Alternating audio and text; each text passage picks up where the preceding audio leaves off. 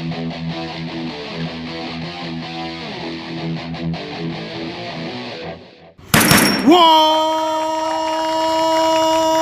up, nerds and nerdettes and wee little nerdlings all? It's your buddy Big Johnny G from Two Gun Pixie presents Legendary Gaming and Our Friends. I am back!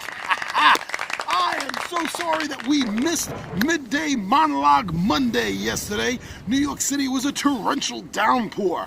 I was starting to build an ark myself, so I didn't have time to come out here and get soaking wet and to test the water resistance level of my G Note 8. So, but we did have two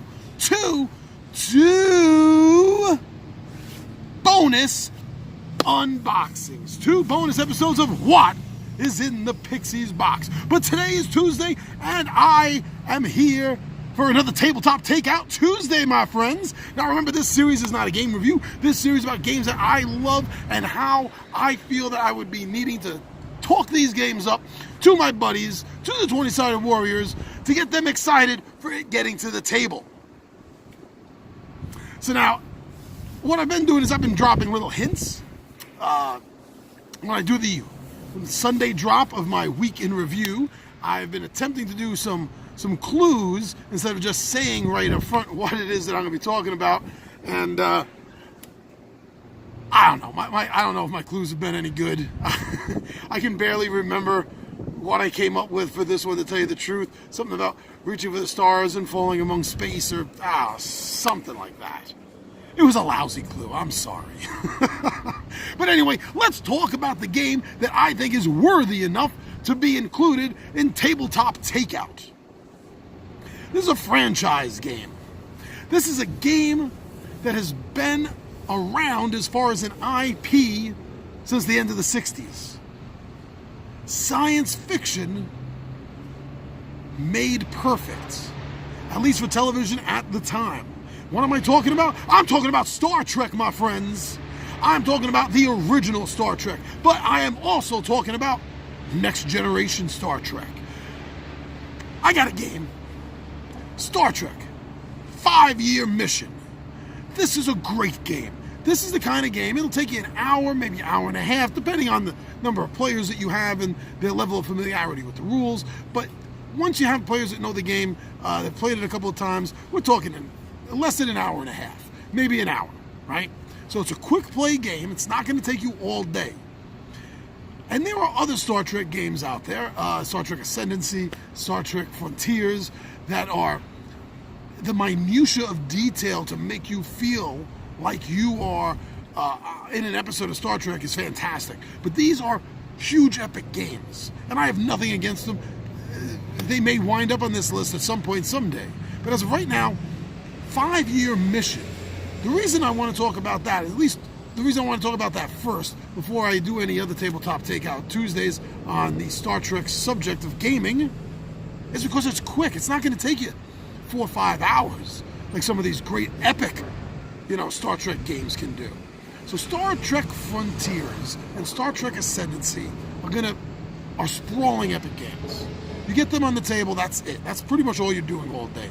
But with FiveYear Mission, you could have that set up and then start the game in an hour and a half. I'm telling you, the latest.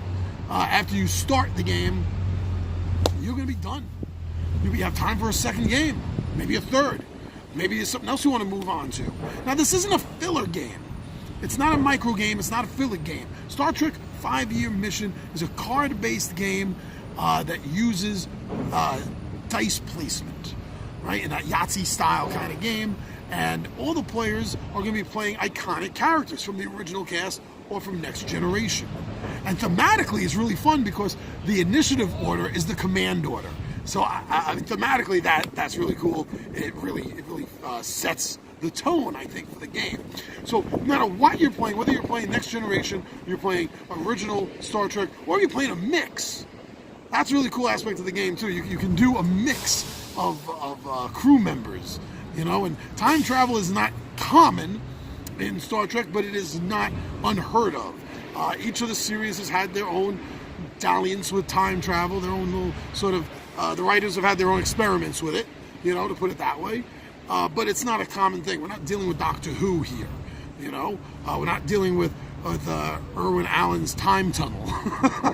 Whoa, this is a little windy. Got a little camera quake there. I'll try to keep on top of that, make sure the camera doesn't fall over.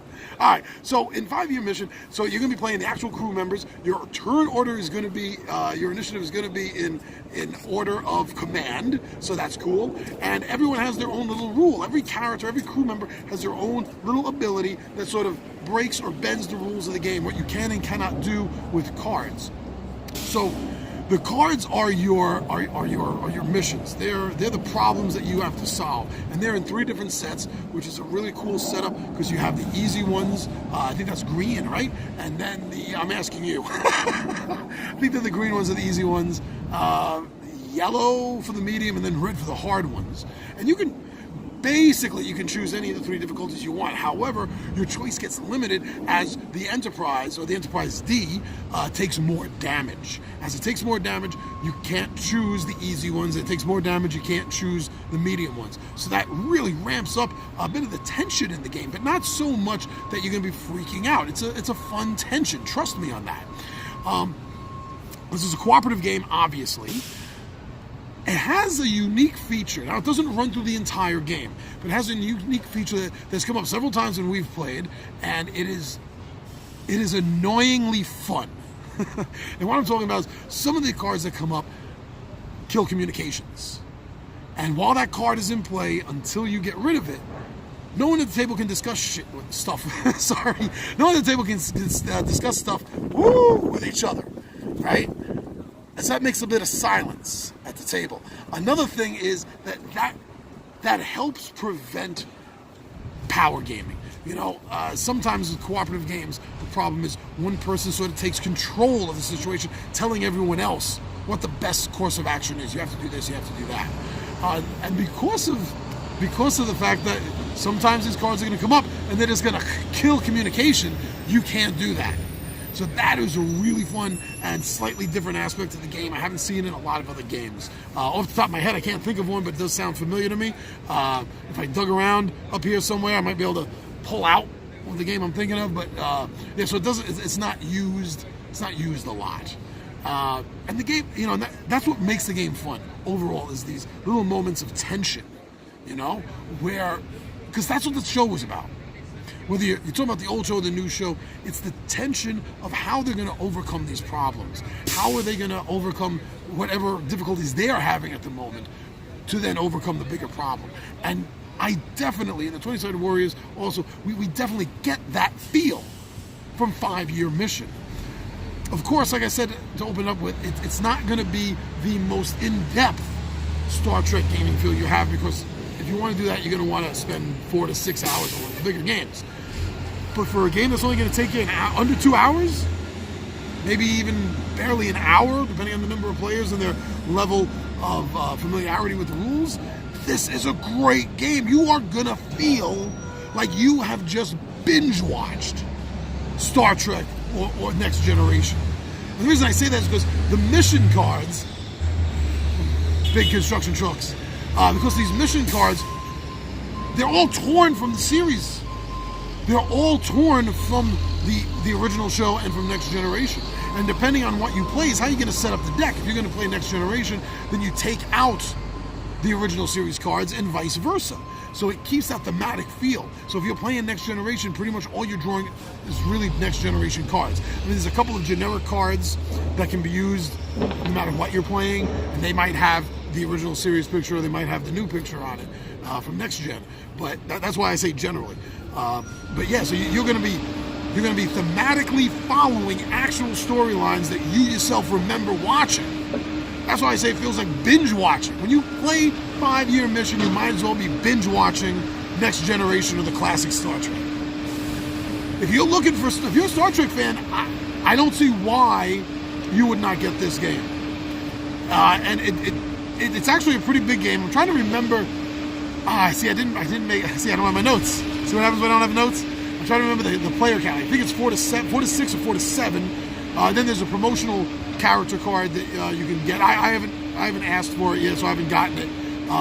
But for because each of the character cards are double-sided, right? So you have the original series character on one side, and you have the next gen character on the other side. So the promo card, it's Yeoman Rand for the original series, and for Next Generation on the other side, it's Wesley Crusher, Will Wheaton's character. And so it plays, up to 6 or 7 characters. So that makes it a pretty big game. You can sit this down at a table of more than 4 or 5 players, and not a lot of games do that. Of course, it's going to ramp up the time you're going to play a little bit. It's going to make it a little bit longer. But since everyone is working together, it's a cooperative game. I don't think that 6 or 7 players is going to add on a huge amount of time. We haven't played with more than 4, unfortunately. It's been getting a little difficult trying to get 5, 6, or even 7 players together at the table at the same time. But I can't imagine it adding that much time, since even though you're taking individual turns, you're all working together in a sense. And that'll crunch the time back a little bit tighter.